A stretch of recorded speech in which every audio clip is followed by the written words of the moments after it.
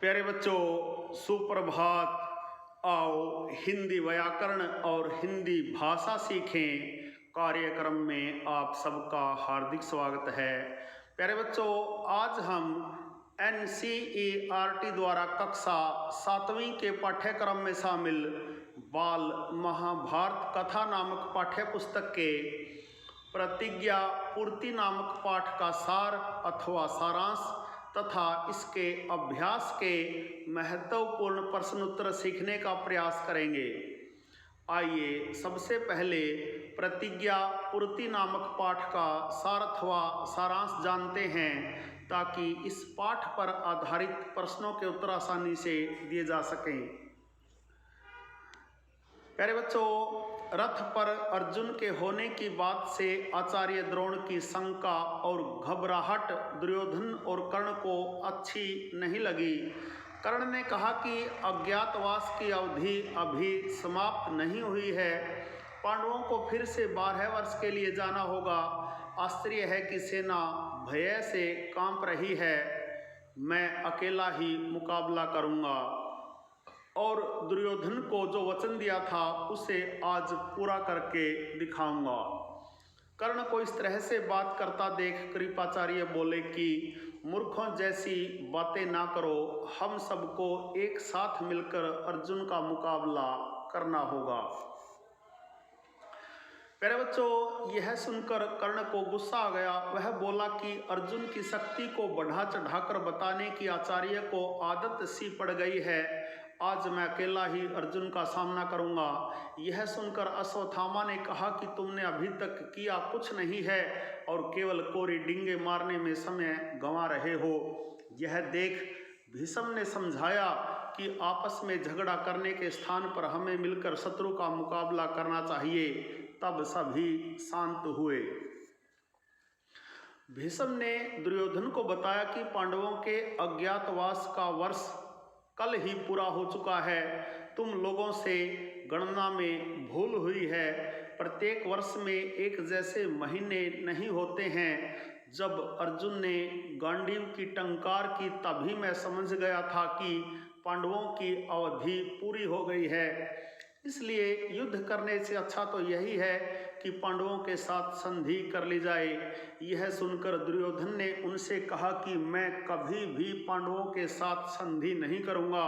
राज्य तो देना दूर रहा, मैं तो एक गांव तक पांडवों को देने के लिए तैयार नहीं हूं। द्रोणाचार्य ने कौरव सेना की व्यूह रचना कर आक्रमण की तैयारी की। अर्जुन ने उत्तर को दुर्योधन की तरफ रथ हाँकने को कहा। उसने 2-2 बाण आचार्य द्रोण और भीष्म पितामह के चरणों में वंदना करते हुए मारे। अर्जुन ने कर्ण को घायल कर दिया, अश्वत्थामा को हरा दिया, द्रोणाचार्य को निकल जाने दिया, दुर्योधन को मैदान से भगा दिया। भीष्म ने सेना लौटाने की सलाह दी। सारी सेना हस्तिनापुर लौट गई। प्यारे बच्चों, युद्ध से नगर की ओर लौटते समय अर्जुन ने फिर से बरिहन्नल्ला का वेश धारण कर सारथी का स्थान वापस ले लिया और दूतों द्वारा राजकुमार उत्तर की विजय होने की सूचना नगर में भिजवा दी। प्यारे बच्चों, यह था प्रतिज्ञा पूर्ति नामक पाठ का सार अथवा सारांश। आशा है आपको अच्छी प्रकार से समझ में आया होगा। आइए प्रतिज्ञा पूर्ति नामक पाठ के शब्दार्थ भी जान लेते हैं।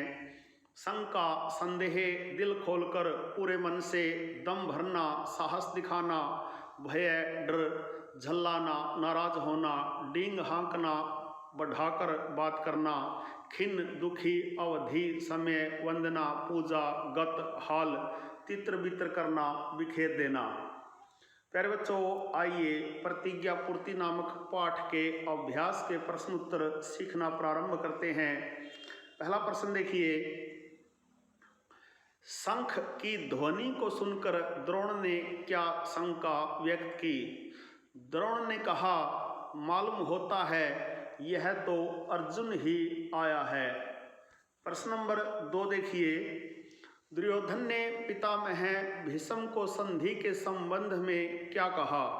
दुर्योधन ने कहा, पूज्य पितामह, मैं संधि नहीं चाहता हूँ। राज्य तो दूर रहा, मैं तो एक गांव तक पांडवों को देने के लिए तैयार नहीं हूँ। प्रश्न नंबर 3 देखिए, किसने किससे कहा?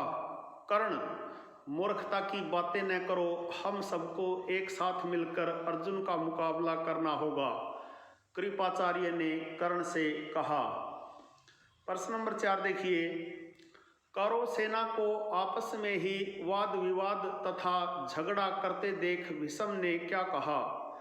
कौरव सेना को आपस में ही वाद विवाद तथा झगड़ा करते देख भीष्म बोले, यह आपस में बैर विरोध या झगड़े का समय नहीं है, अभी तो सबको एक साथ मिलकर शत्रु का मुकाबला करना है। प्रश्न नंबर 5 देखिए, रणभूमि में अर्जुन ने आचार्य द्रोण और पितामह भीष्म की कैसे वंदना की? अर्जुन ने गांडीव पर चढ़ाकर 2-2 बाण आचार्य द्रोण और पितामह भीष्म की ओर इस तरह छोड़े जो उनके चरणों पर जाकर गिरे। इस प्रकार अर्जुन ने अपने बड़ों की वंदना की। प्रश्न नंबर 6 देखिए, युद्ध के पश्चात अर्जुन ने राजकुमार उत्तर से क्या कहा? युद्ध के पश्चात अर्जुन ने राजकुमार उत्तर से कहा, उत्तर, अपना रथ नगर की ओर ले चलो, तुम्हारी गायें छुड़ा ली गई हैं, शत्रु भी भाग खड़े हुए हैं, इस विजय का यश तुम ही को मिलना चाहिए, इसलिए चंदन लगाकर और फूलों का हार पहनकर नगर में प्रवेश करना। प्रश्न नंबर 7 देखिए, युद्ध भूमि में अर्जुन को औरत के वेश में देखकर कर्ण क्या बोला? कर्ण बोला, पांडव जुए के खेल में जब हार गए थे तो शर्त के अनुसार उन्हें 12 वर्ष का वनवास और 1 वर्ष अज्ञातवास में बिताना था। अभी 13वां वर्ष पूरा नहीं हुआ है और अर्जुन हमारे सामने प्रकट हो गया है, तो डर किस बात का है? शर्त के अनुसार पांडवों को फिर से 12 वर्ष वनवास और 1 वर्ष अज्ञातवास में बिताना होगा। प्रश्न नंबर 8 देखिए, अर्जुन के प्रकट हो जाने पर भीष्म ने दुर्योधन से क्या कहा? भीष्म दुर्योधन से फिर बोले, बेटा दुर्योधन, अर्जुन प्रकट हो गया यह ठीक है, पर प्रतिज्ञा का समय कल ही पूरा हो चुका है। प्रत्येक वर्ष में एक जैसे महीने नहीं होते। जैसे ही अर्जुन ने गांडीव धनुष की टंकार की थी, मैं समझ गया था कि प्रतिज्ञा की अवधि पूरी हो गई है। दुर्योधन, युद्ध शुरू करने से पहले इस बात का निश्चय कर लेना होगा कि पांडवों के साथ संधि कर लें या नहीं। यदि संधि करने की इच्छा है तो उसके लिए अभी समय है। प्रश्न नंबर 9 देखिए, अर्जुन ने रणभूमि में 500 महारथी को किस प्रकार परास्त किया? अर्जुन को दुर्योधन का पीछा करते देखकर भीष्म आदि सेना लेकर अर्जुन का पीछा करने लगे। अर्जुन ने उस समय अद्भुत रण कौशल का परिचय दिया। पहले तो उसने कर्ण पर हमला करके उसे बुरी तरह से घायल करके मैदान से भगा दिया। इसके बाद द्रोणाचार्य की बुरी गत होते देखकर अश्वत्थामा आगे बढ़ा और अर्जुन पर बाण बरसाने लगा। मौका पाकर आचार्य जल्दी से खिसक गए। उनके चले जाने के बाद अर्जुन अब अश्वत्थामा पर टूट पड़ा। दोनों में भयानक युद्ध होता रहा। अंत में अश्वत्थामा को हार माननी पड़ी। उसके बाद कृपाचार्य की बारी आई और वह भी हार गए। इस प्रकार अर्जुन ने रणभूमि में 500 महारथी को परास्त कर दिया। प्यारे बच्चों, यह थे प्रतिज्ञा पूर्ति नामक पाठ के अभ्यास के महत्वपूर्ण प्रश्न उत्तर। आशा है आपको अच्छी प्रकार से समझ में आए होंगे।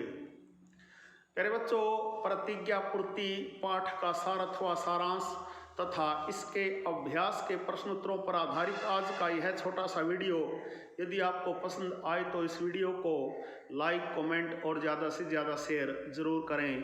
प्यारे बच्चों, यदि आप वास्तव में गंभीरता के साथ हिंदी व्याकरण और हिंदी भाषा को सीखना चाहते हैं तो आपके अपने YouTube चैनल संगम टीवी हिंदी व्याकरण को सब्सक्राइब जरूर करें और वीडियो पर दिए बेल आइकन को जरूर दबाएं ताकि संगम टीवी हिंदी व्याकरण पर पढ़ाए जाने वाले पाठों का सबसे सरल और सटीक विश्लेषण YouTube पर अपलोड होते ही उसका नोटिफिकेशन सबसे पहले आपके पास पहुंचे।